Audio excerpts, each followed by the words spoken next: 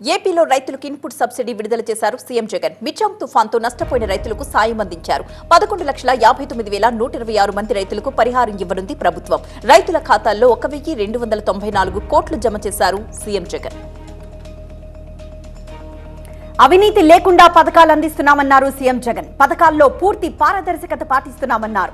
గతంలో రంగుమారిన ధాన్యాన్ని కొనే పరిస్థితి లేదన్నారు. మిషాంగ్ తుఫాన్ సమయంలో రంగుమారిన 3.25 లక్షల టన్నుల ధాన్యం కొనుగోలు చేశామన్నారు సీఎం జగన్.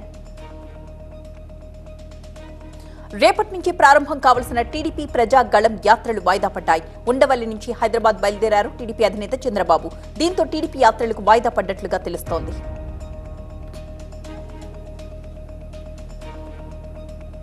ఒక్క సచివాలయం కట్టలేని చంద్రబాబు గొప్పవాడా అని ప్రశ్నించారు ఎంపీ కేశినేని నాని. తాము 50 రోజుల్లో 100 సచివాలయాలు ప్రారంభించామన్నారు. 30 ఏళ్లలో కుప్పంకు బాబు ఏనాడు నీళ్లివ్వలేదని, ఆయన అభివృద్ధి చేస్తారంటే ఎలా నమ్మాలన్నారు కేశినేని నాని.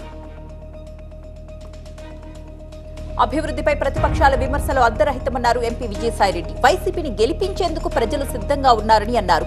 జగన్ ఆదేశాలతో నెల్లూరు ఎంపీ అభ్యర్థిగా పోటీ చేస్తానన్నారు. ప్రశాంత్ కిషోర్ వ్యాఖ్యల్లో విశ్వసనీయత లేదన్నారు విజయసాయిరెడ్డి. ఉద్యోగుల సమస్యలు ప్రభుత్వానికి తెలుసన్నారు సజ్జల.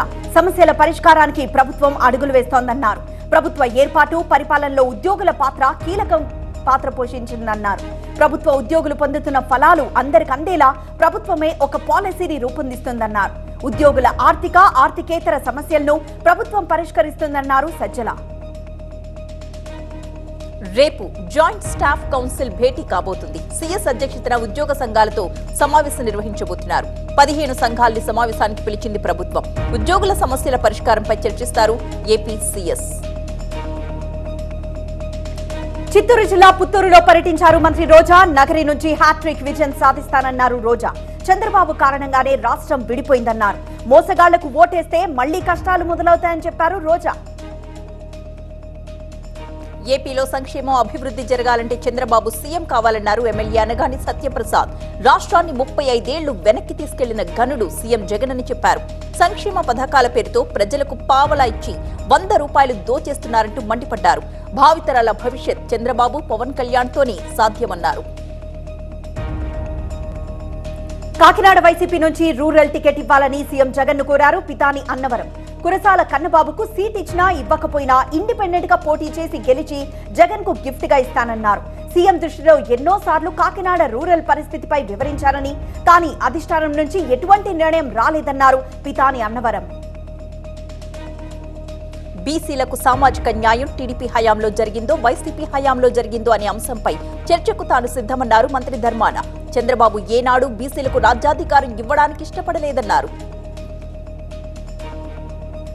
సెక్రటేరియట్ ఎంప్లాయీస్ అసోసియేషన్ అధ్యక్షుడు వెంకటరమణారెడ్డిపై సీఎస్ కు ఫిర్యాదు చేశారు అచ్చెన్నాయుడు. సచివాలయం ఉద్యోగులతో రాజకీయ సమావేశాలు నిర్వహించి వెంకటరామరెడ్డి సీసీఏ నిబంధనలు అధిగమించారన్నారు. వైసీపీకి అనుకూలంగా వెంకటరామరెడ్డి వ్యాఖ్యలు చేసిన వీడియో క్లిప్పింగ్లను లేఖకు జత చేశారు అచ్చెన్నాయుడు. తొలి జాబితాలో సీటు దక్కని నేతలకు అధిష్టానం పిలవడంతో చంద్రబాబు నివాసానికి క్యూ కడుతున్నారు టీడీపీ నేతలంతా. అధ్యక్షుడిని కలిశారు కళా వెంకట్రావు, సోమిరెడ్డి, గౌతు శివాజీ. సర్వేపల్లి నుంచి సోమిరెడ్డి చంద్రమోహన్ రెడ్డి, ఎచ్చెర్ల నుంచి కళా వెంకట్రావు, పలాస నుంచి శిరీష టికెట్ కోసం ఆశిస్తున్నారు. చంద్రబాబు సీఎం కావాలని టీడీపీలో చేరానన్నారు జయరాం. తాను పెరిగిన ఆలూరుకు 2 సార్లు ఎమ్మెల్యేగా చేశానన్నారు. తాను పుట్టిన గుంతకల్లు నియోజకవర్గానికి తమ సేవలు అందించాలని అనుకుంటున్నానని చెప్పారు. ఆశావహులకు టికెట్ రావడం లేదని వ్యతిరేకత ఉండొచ్చని, అలాంటి వారిని పిలిచి మాట్లాడుకుంటానన్నారు గుమ్మనూరు జయరాం. వైజాగ్ వచ్చేస్తున్నానంటూ ఎన్నికల ముందు సీఎం జగన్ మరోసారి డ్రామాలాడుతున్నారని మండిపడ్డారు టీడీపీ నేత గంటా శ్రీనివాసరావు. దసరా దీపావళికే వైజాగ్ లో ఉంటానని చెప్పిన జగన్ ఏమైపోయారంటూ ప్రశ్నించారాయన. ఇప్పుడు ఎన్నికల సమయంలో విజన్ వైజాగ్ అంటూ మళ్లీ విశాఖ ప్రజల్ని మోసం చేస్తున్నారని ధ్వజమెత్తారు గంటా శ్రీనివాసరావు. పెదకూరపాడు నియోజకవర్గంలో టీడీపీ జెండా ఎగరవేస్తామన్నారు మాజీ ఎమ్మెల్యే కొమ్మాలపాటి శ్రీధర్. పెదకూరపాడు అభ్యర్థిపై ఇప్పటికే ప్రజాభిప్రాయ సేకరణ చేశారని, ప్రజల మనసులో ఉన్నవారు జాబితాలోకి వస్తారన్నారు కొమ్మాలపాటి శ్రీధర్. ఎప్పటికీ ప్రజా సేవకునిగా ఉంటానన్నారు. అధికారంలో ఉండగా చంద్రబాబుకు బీసీలు గుర్తు రాలేదా అంటూ ప్రశ్నించారు ఎంపీ భరత్. కొత్తగా డిక్లరేషన్ డ్రామాకి తెరలేపారని అన్నారు. బీసీలకు సీఎం జగన్ 75,000 కోట్ల రూపాయలిచ్చారన్నారు. చంద్రబాబు పవన్ కి ఛాలెంజ్ చేస్తున్నానని, తామిచ్చినన్ని సీట్లు బీసీలకు ఇవ్వగలరా అని ప్రశ్నించారు భరత్. ఎన్డీఎస్ఏ కమిటీకి పూర్తి సహకారం అందిస్తామన్నారు మంత్రి ఉత్తమ్. బ్యారేజ్ డ్యామేజ్ కి కారణాలు చెప్పాలన్నారు. బ్యారేజ్ మరమ్మతులకు సిద్ధంగా ఉన్నామన్నారు. మరమ్మతుల తర్వాత అందుబాటులోకి వస్తే మంచిదన్నారు. ఎన్డీఎస్ఏ నివేదిక రాగానే బాధ్యులపై చర్యలు తీసుకుంటామన్నారు. జ్యుడిషియల్ విచారణపై త్వరలోనే ముందడుగు వేస్తామన్నారు ఉత్తమ్. కాంగ్రెస్ పై ప్రధాని మోదీ ఆరోపణలు విడ్డూరమన్నారు మంత్రి ఉత్తమ్. 10 ఏళ్లు బీఆర్ఎస్ తో అలైబలై చేసుకున్నారని, ప్రాజెక్టుకి కేంద్రం 1000 కోట్లు లోన్లు ఇప్పించిందని అన్నారు. ఇప్పుడు ప్రాజెక్టులో అవినీతి జరిగిందనడం సిగ్గుచేటన్నారు. కాంగ్రెస్ పై కావాలని బురద చల్లుతున్నారంటూ మండిపడ్డారు ఉత్తమ్. రైతుల సంక్షేమానికి కట్టుబడి ఉన్నామన్నారు మంత్రి శ్రీధర్ బాబు. ముత్యంపేట షుగర్ ఫ్యాక్టరీని పునః ప్రారంభిస్తామన్నారు. బీఆర్ఎస్ నిర్లక్ష్యంతోనే షుగర్ ఫ్యాక్టరీ మూతపడిందని మండిపడ్డారు మంత్రి శ్రీధర్ బాబు. మోదీ ఆశీర్వాదం కోసం రేవంత్ తాపత్రయపడిపోతున్నారని అన్నారు మాజీ మంత్రి హరీష్ రావు. రేవంత్ ప్రజల్నే కాదు, రాహుల్ ని కూడా మోసం చేశారన్నారు. గుజరాత్ మోడల్ ఫెయిల్యూర్ అని రాహుల్ అంటే, గుజరాత్ మోడల్ కావాలని రేవంత్ అంటున్నారని, కాంగ్రెస్ కి ఓటు వెయ్యాలో లేదో రైతులే నిర్ణయం తీసుకోవాలన్నారు హరీష్. రాష్ట్ర ప్రయోజనాల కోసం ప్రధానిని కలిస్తే తప్పేంటి అన్నారు బండి సంజయ్. భవిష్యత్తులోనూ రేవంత్ ఇదే పందా కొనసాగించాలన్నారు. గతంలో మోదీ వస్తే కేసీఆర్ దాక్కున్నారని, రాష్ట్ర ప్రయోజనాల కోసం ఏనాడూ ఆలోచించలేదన్నారు. కాంగ్రెస్ తో పొత్తు ప్రసక్తే ఉండదన్నారు బండి సంజయ్. తెలంగాణలో గ్రూప్స్ పరీక్షల షెడ్యూల్ విడుదలైంది. ఆగస్టు 7, 8 తేదీల్లో గ్రూప్ 2 పరీక్ష నిర్వహించాలని టీఎస్పీఎస్సీ నిర్ణయించింది. అక్టోబర్ 21న గ్రూప్ 1 మెయిన్స్ పరీక్షలు జరగబోతున్నాయి. అదేవిధంగా నవంబర్ 17, 18 తేదీల్లో గ్రూప్ 3 పరీక్ష జరపబోతున్నారు.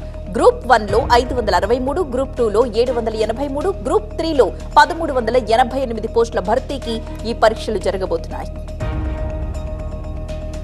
సచివాలయంలో రైతు నేస్తం కార్యక్రమాన్ని ప్రారంభించారు సీఎం రేవంత్ రెడ్డి. ఈ కార్యక్రమంలో డిప్యూటీ సీఎం భట్టి విక్రమార్క, మంత్రి తుమ్మల పాల్గొన్నారు. రైతు వేదికలకు వీడియో కాన్ఫరెన్స్ అనుసంధానం చేసింది ప్రభుత్వం. ప్రతి మంగళవారం, శుక్రవారం రైతు నేస్తం అమలు చేయనుంది. క్షేత్రస్థాయిలో సమస్యలపై రైతులతో చర్చలు జరపనుంది. ఖమ్మం ఎంపీగా మరోసారి నామా నాగేశ్వరరావుని గెలిపించాలన్నారు బీఆర్ఎస్ ఎమ్మెల్సీ తాతా మధు. ఢిల్లీలో నాగేశ్వరరావు పార్టీలకు అతీతంగా అందరికీ అందుబాటులో ఉంటారని అన్నారు. రేపు ఖమ్మంలో జరిపే ఎన్నికల సన్నాహక సమావేశానికి పార్టీ వర్కింగ్ ప్రెసిడెంట్ కేటీఆర్ హాజరవుతారన్నారు తాతా మధు. ఎన్నికల తర్వాత హరీష్ రావు బీజేపీలోకి చేరతారన్నారు మంత్రి కోమటిరెడ్డి వెంకటరెడ్డి. బీజేపీతో సంప్రదింపులు జరుపుతున్నట్లు తెలిసిందన్నారు. ప్రతిపక్ష హోదా కొడుక్కిస్తే అల్లుడు బీజేపీకి పోతారన్నారు. బీఆర్ఎస్ ఎమ్మెల్యేలను కాంగ్రెస్ లో చేర్చుకుంటే ఆ పార్టీలో మిగిలేది నలుగురే అని చెప్పారు మంత్రి కోమటిరెడ్డి. మోదీని బడే భాయ్ అనడాన్ని స్వాగతిస్తున్నామన్నారు బీజేపీ నేత డీకే అరుణ.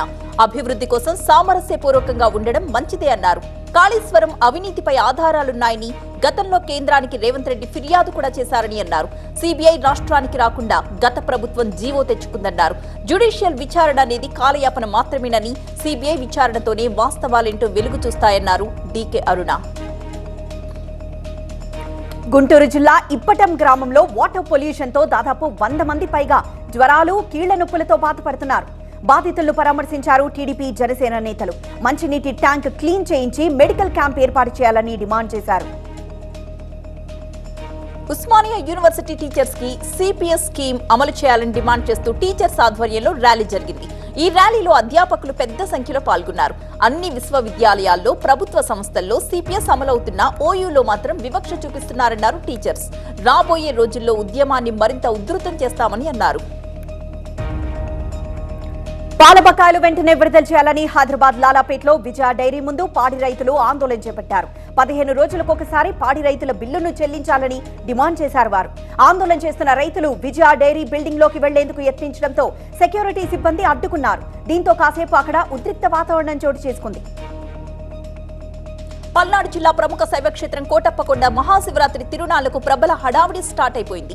మహాశివరాత్రి సందర్భంగా కాకాని ప్రభకు కొబ్బరికాయ కొట్టి ట్రాక్టర్ నడిపారు స్థానిక ఎమ్మెల్యే గోపిరెడ్డి శ్రీనివాసరెడ్డి. హర హరో అంటూ శివనామ స్మరణతో కోటప్పకొండకు బయలుదేరారు కాకాని ప్రభ. సంగారెడ్డి జిల్లా జిన్నారం మండలం రెవెన్యూ కార్యాలయంలో ధరణికి దరఖాస్తులను పరిశీలించారు కలెక్టర్ వల్లూరి క్రాంతి. అనంతరం సోలక్పల్లి గ్రామంలోని రైతు వేదికలో సీఎం రేవంత్ రెడ్డి ప్రారంభించిన రైతు నేస్తం వీడియో కాన్ఫరెన్స్ కార్యక్రమంలో పాల్గొన్నారు కలెక్టర్, అధికారులు, రైతులు.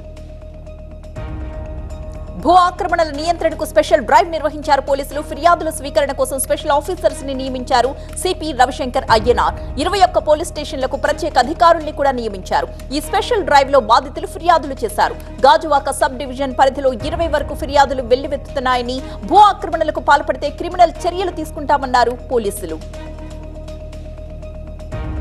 ఏసీబీ కోర్టులో మరోసారి బెయిల్ పిటిషన్ దాఖలు చేశారు శివబాలకృష్ణ.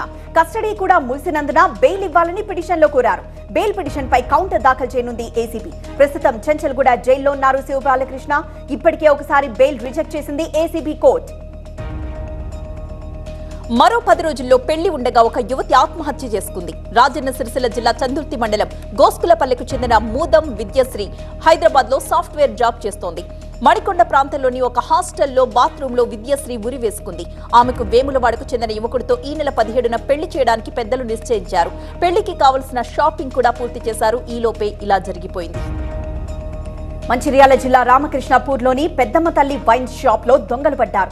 షాప్ లో ఉన్న 40,000 రూపాయలతో పాటు 20,000 విలువ చేసే మద్యం బాటిళ్లను ఎత్తుకు వెళ్లారు. ఘటనా స్థలిని మందమర్రి సీఐ శశిధర్ రెడ్డి పరిశీలించారు. షాప్ నిర్వాహకుల ఫిర్యాదు మేరకు కేసు నమోదు చేసి దర్యాప్తు జరుపుతున్నట్లు సీఐ తెలిపారు. ఉమ్మడి నల్గొండ జిల్లాలో జాతీయ రహదారులపై పార్క్ చేసిన లారీల నుంచి డీజిల్ దొంగతనాలకు పాల్పడుతున్న అంతరాష్ట్ర దొంగల ముఠాను పోలీసులు అదుపులోకి తీసుకున్నారు. వారి దగ్గర నుంచి 6 లక్షల రూపాయల నగదు, 700 లీటర్ల డీజిల్, 4 వాహనాలను స్వాధీనపరుచుకున్నారు. జూబ్లీహిల్స్ టానిక్ మార్ట్ లో ఎక్సైజ్ అధికారులు తనిఖీలు చేస్తున్నారు. 30 మంది అధికారులతో ఎంఆర్పీ రేట్లను పరిశీలిస్తున్నారు. ఏకకాలంలో 11 చోట్ల అధికారుల సోదాలు నిర్వహిస్తున్నారు. హైదరాబాద్ లక్డీ కపుల్లో కారులో మంటలు రావడంతో అప్రమత్తమై కారు దిగి పరుగులు పెట్టారు ప్రయాణికులంతా. మంటల్లో పూర్తిగా దగ్ధమైపోయింది కార్. పెట్రోల్ బంక్ సమీపంలో జరిగింది ఘటన.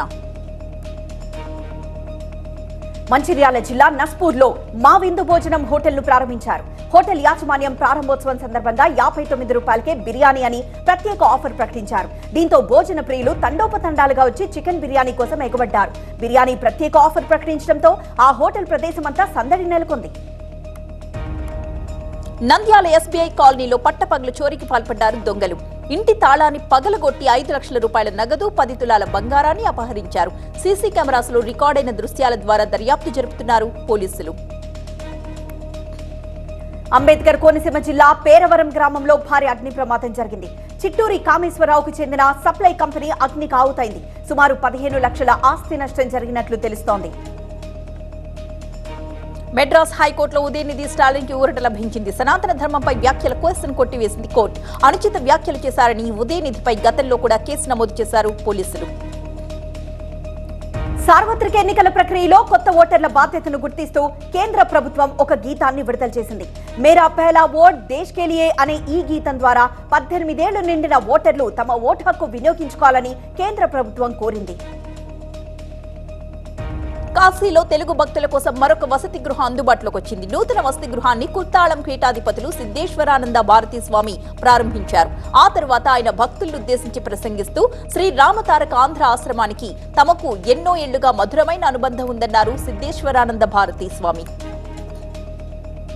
ప్రధాని మోదీ కోల్కతాలో పర్యటించారు. దేశంలోనే తొలిసారిగా హుగ్లీ నది అడుగు భాగంలో నిర్మించిన మెట్రోను ప్రారంభించారు ఆయన.